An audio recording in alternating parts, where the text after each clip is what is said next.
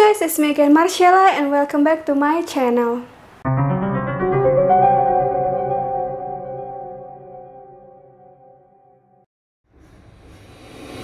Jadi guys, di episode Mastery kali ini aku mau bahas tentang suatu kasus wanita yang pada saat perjalanannya ke surgawi, dia itu mengeluarkan sesuatu yang misterius yang dianggap meracuni orang-orang di sekitarnya.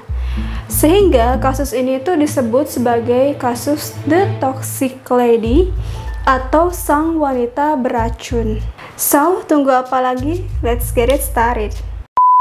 Awal cerita ini bermula ketika seorang wanita tiba-tiba dilarikan ke rumah sakit secara kritis pada tanggal 19 Februari 1994. Wanita itu diketahui bernama Gloria Cecilia Ramirez yang lahir di kota Riverside, California, United States pada tanggal 11 Januari 1963. Nah, pada jam 8:15 malam itu guys, si Gloria ini langsung dilarikan ke ruangan emergency room atau kalau di sini disebutnya UGD, dan ditangani oleh para staf medis di sana termasuk suster-suster dan dokter residen yang lagi jaga. Nah, keadaan si Gloria pada saat itu udah benar-benar kritis. Detak jantungnya itu udah berdebar-debar banget sampai dibilang bisa di atas normal ya guys. Dan nafasnya dia itu udah terengah-engah banget, ngos-ngosan gitu guys. Kemudian para suster-suster yang ada di sana ini langsung gerak cepat dan memberikan berbagai macam obat ke tubuhnya si Gloria ini supaya bisa membantu dia kembali stabil. Nah, nama obat-obat atau zat yang disuntikkan ke tubuh si Gloria ini antara lain adalah diazepam, midazolam, dan lorazepam untuk menenangkan si Gloria. Nah, meskipun udah dikasih obat-obat tersebut ya guys, respon si Gloria ini masih belum begitu bagus. Jadinya si para suster ini mencoba melakukan defibrilasi untuk memacu detak jantungnya si Gloria. Jadi yang kayak dikasih electric shock gitu guys buat jantung. Nah, tapi guys, pas si para suster ini mencoba membuka bajunya si Gloria buat melakukan defibrilasi itu, para suster ini menemukan kayak suatu cairan aneh di tubuhnya si Gloria yang mengkilat-mengkilat, shining, shimmering, splendid gitu guys. Terus para suster ini mencium suatu bau yang baunya tuh kayak campuran antara wangi buah sama wangi-wangi bawang putih yang mereka kira itu keluar dari mulutnya si Gloria, karena mereka pikir kan si Gloria habis makan apa gitu ya guys, jadi mulutnya agak bau-bau gimana gitu. Nah, sesudah itu salah satu suster yang ada di sana yang bernama Susan Kane mencoba mengambil sampel darahnya si Gloria buat diperiksa. Nah, pas proses pengambilan darahnya itu dia mencium sesuatu bau aneh kayak bau amonia gitu guys, berarti kayak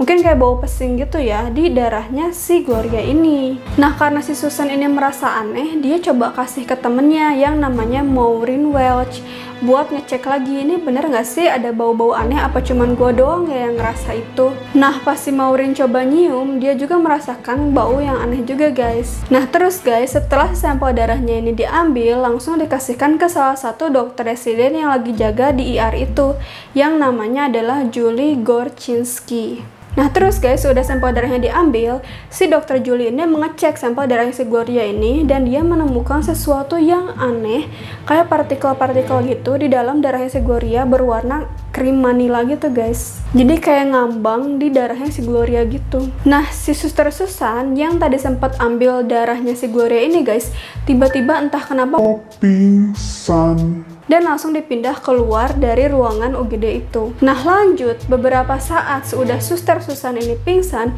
si dokter Julie ini malah ngerasa kayak mual-mual anak pusing gitu guys. Nah, terus guys, si dokter Julie ini langsung bilang ke orang-orang di sekitarnya, "Duh, gua kok kayak mual-mual pusing gitu ya, kelayangan gitu, dah gak kuat gua keluar dulu ya." Ya mungkin kayak gitu ya guys, dan dia infonya langsung keluar dari ruangan IGD tersebut dan duduk di salah satu ruangan para suster. Nah, orang-orang yang ada di ruangan para suster itu sempat nanya ke si dokter Julie, "Dok, dokter nggak kenapa-napa kan? Kok kayak pucat gitu ya mukanya dok?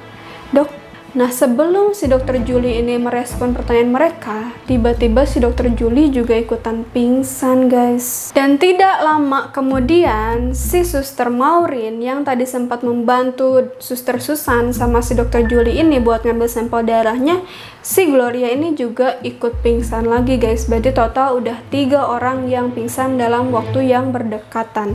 Nah, karena hal aneh tersebut, orang-orang atau pasien-pasien yang ada di ruang UGD itu langsung dikeluarkan dari ruangan tersebut dan dipindahkan ke parkiran yang ada di luar karena ditakutkan ada hal-hal atau gas beracun yang bisa membahayakan mereka. Nah, ternyata guys, totalnya itu ada 23 orang yang terinfeksi dari zat aneh yang keluar dari tubuhnya si Gloria itu dan meracuni mereka.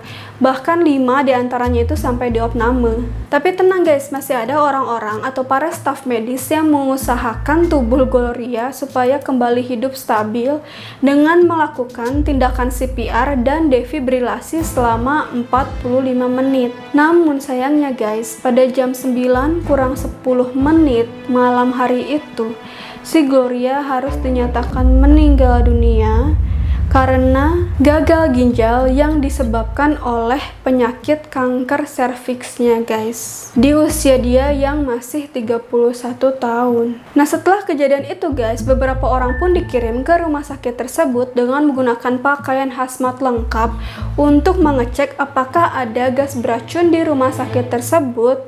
Tapi hasilnya itu benar-benar clear, ruangan itu bersih, aman, dan tidak ada gas beracun apapun di situ. Nah, selanjutnya guys, ada 2 orang ilmuwan yang menginvestigasi kasus aneh Gloria Ramirez tersebut yang namanya adalah Anna Maria Osorio dan Kirsten Waller. Nah, kemudian guys, mereka menginterview 37 orang staf yang ada di ruang UGD Rumah Sakit Riverside General Hospital tersebut, dan rata-rata hasil interview mereka itu bilang bahwa mereka itu pada malam itu sempat merasakan rasa mual, pusing, kelayangan, dan nafas mereka itu kayak ngos-ngosan gitu guys. Terus kesadaran mereka tuh jadi nggak full dan mereka tuh merasakan otot-otot mereka tuh jadi kayak tegang semua guys. Nah, kemudian karena hasil dari interview tersebut, kedua ilmuwan ini menyimpulkan bahwa mereka hanyalah jadi korban mass hysteria aja guys. Ya, jadi karena orang-orang di situ di UGD itu pada histeris dan yang lainnya jadi mulai kena sugesti dan merasakan gejala sakit yang sama. Nah, tapi guys, si dokter Julie yang tadi sempat keracunan juga sampai pingsan itu sangat-sangat membantah bahwa dia adalah korban dari mass hysteria tersebut.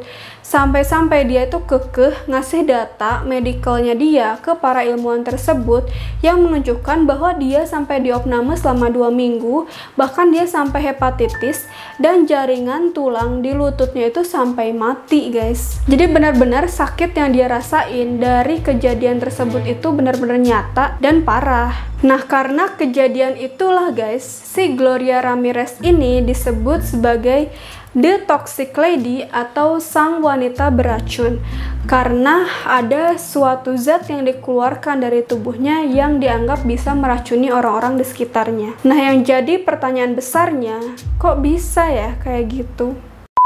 Nah, terus guys, para ilmuwan ini melakukan riset yang lebih dalam lagi terhadap kasus si Gloria ini dengan melakukan otopsi pada tubuhnya Gloria beberapa hari setelah kematiannya. Nah, infonya di dalam tubuh si Gloria ini ditemukan suatu zat kimia yang bernama dimethyl sulfoxida atau DMSO, sehingga itu zat kimia bergejolak di dalam tubuhnya si Gloria. Nah, terus guys, infonya si zat kimia DMSO ini berasal dari obat-obatan yang si Gloria konsumsi. Sebagai penderita kanker, pastinya dia banyak mengonsumsi obat-obatan termasuk obat-obat pereda nyeri atau painkiller yang pastinya dia butuhkan buat menghilangkan sakit yang ia derita. Nah, sebetulnya guys, si zat kimia dimethyl sulfoxida ini sama sekali nggak berbahaya, asalkan jangan sampai ada oksigen yang masuk atau bercampur dengan si dimethyl sulfoxida ini karena akan berubah menjadi dimethyl sulfat yang sifatnya beracun dan bisa mematikan sel-sel yang ada di tubuh. Nah terus guys, para peneliti atau ilmuwan tadi ini sempat menyimpulkan juga bahwa adanya zat DMSO di tubuh si Gloria ini dikarenakan ada penyumbatan urin yang disebabkan oleh si gagal ginjal tadi guys, yang jadi penyebab si Gloria ini meninggal, sehingga adanya bau amonia juga yang menyeruak keluar dari tubuhnya si Gloria. Nah info lainnya juga guys, bahwa aksi defibrilasi yang sempat dilakukan oleh para staf medis ke tubuhnya si Gloria itu guys, yang buat macu jantungnya si Gloria supaya kembali normal lagi itu guys, mengandung sengatan listrik yang bisa mengubah dimetil sulfoksida menjadi dimetil sulfat. Jadi bisa dibilang cukup banyak faktor juga ya guys ya. Nah yang jadi pertanyaan sekarang guys, apakah tindakan-tindakan yang dilakukan oleh para staf medis tersebutlah yang menjadi penyebab perubahan zat yang ada dalam tubuhnya si Gloria? Atau memang sebelum si Gloria masuk ke rumah sakit tersebut sudah ada perubahan zat dalam tubuhnya? Atau apakah ada penyebab misteri lainnya? Sejujurnya agak complicated juga sih ya guys ya. Nah tapi guys, yang jadi masalahnya bahwa keluarga si Gloria Ramirez ini tidak terima dengan hasil riset dari para ilmuwan tersebut, karena infonya beberapa organ dari tubuh Gloria ini sempat hilang entah kemana, dan keluarganya percaya bahwa Gloria tidak mengonsumsi obat apapun yang mengandung dimetil sulfoksida atau DMSO. Dan kemudian dilakukanlah otopsi ulang setelah 2 bulan Gloria meninggal, yang pasti keadaan tubuhnya ini udah cukup membusuk ya guys ya. Tapi guys, hasil dari otopsi ulang tersebut itu nihil, alias tidak ada kejelasan baru atau kejelasan yang lebih baik.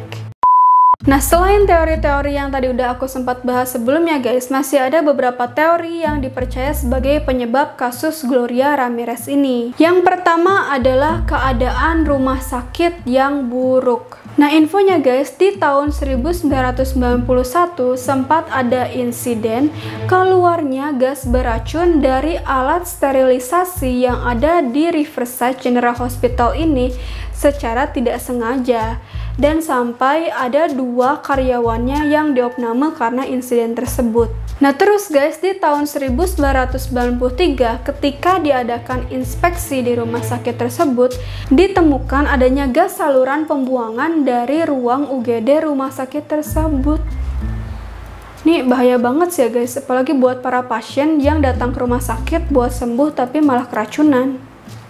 Dan hal ini pun dipercaya kuat oleh keluarga si Gloria Ramirez bahwa anaknya itu meninggal karena kondisi rumah sakit yang buruk itu guys. Yang anehnya guys, seorang ahli jantung yang sempat mengotopsi tubuhnya si Gloria Ramirez ini yang bernama Dan Cupido, awalnya ini bilang bahwa si Gloria itu meninggal karena alasan yang bukan alamiah. Tapi tiba-tiba dia mencabut pernyataannya tersebut. Nah bahkan guys, ada seorang investigator ahli jantung yang menyelidiki kasus si Gloria ini yang bernama Stephanie Albright tiba-tiba bunuh diri sebulan setelah ia melakukan investigasi atas kasus si Gloria ini guys. Jujur ini ganjil banget sih guys, bener-bener suatu kebetulan yang ganjil. Belum lagi guys, si Dan Cupido, ahli jantung yang tadi sempat mengotopsi tubuh si Gloria ini bilang bahwa si Stephanie ini banyak sekali mendapatkan tekanan yang kemungkinan itu menjadi alasan utama dia bunuh diri. Apakah tekanan itu berasal dari Riverside General Hospital?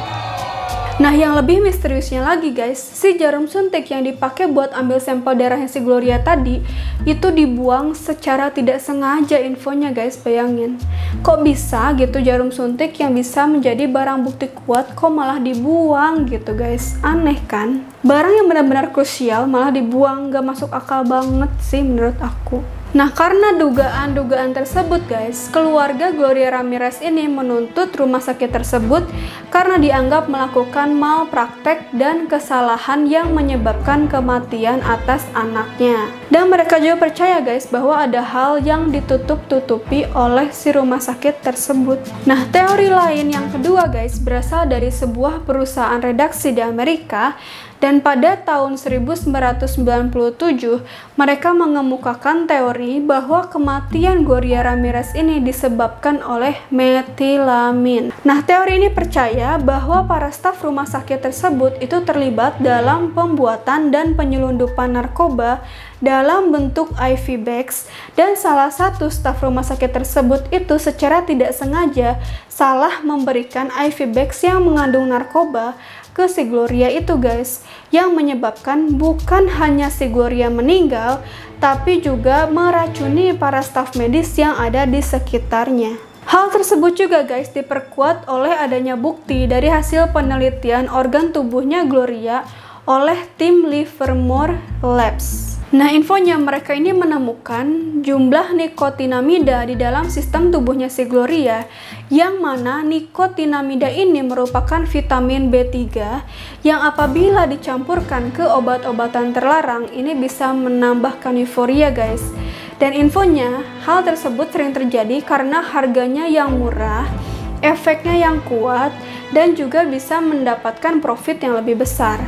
Biasa guys, kalau di bisnis kan low cost high profit gitu ya. Nah, fun fact tambahan guys, infonya si kota Riverside ini memang terkenal sebagai kota pusat perdagangan distribusi narkoba di Amerika. Tapi jujur sih ya guys, ini beneran serem sih. Orang kan niat ke rumah sakit itu pastinya buat sembuh dong, tapi ini malah dibikin sakit dan bahkan sampai meninggal. Nah, sehabis itu guys, pada akhirnya mayat atau tubuh si Gloria Ramirez ini dikuburkan dengan tenang di Olivewood Memorial Park pada tanggal 20 April 1994. Nah, yang pasti guys, apapun itu yang terjadi, kita harus turut berdoa buat arwahnya Gloria Ramirez ini supaya tenang dan diterima di sisinya, dan untuk keluarganya juga diberikan kekuatan dan ketabahan meskipun sudah 26 tahun kasus ini masih belum ada kejelasan dan titik terang. So, menurut kalian gimana guys? Apakah kalian ada setuju dengan teori-teori yang sempat aku bahas tadi? Atau kalian punya teori-teori atau asumsi atau spekulasi lainnya? Atau apakah menurut kalian kejadian Gloria Ramirez ini di luar teori-teori ilmiah? Komen di bawah, jangan lupa kalau kalian punya pendapat ya guys. So, itu guys pembahasan aku mengenai kasus Gloria Ramirez atau The Toxic Lady atau sang wanita beracun ini. Semoga kalian suka dan jangan lupa drop your thoughts in the comment box below. Dan yang pasti guys, aku mau ngucapin makasih banyak buat kalian yang udah nonton video ini dan mampir ke channel aku. Dan jangan lupa juga klik thumbs up dan share sebanyak-banyaknya kalau kalian suka video ini. Jangan lupa juga subscribe dan turn your notification bell on supaya kalian lebih update sama video-video aku selanjutnya. So see you guys on the next video. Bye bye.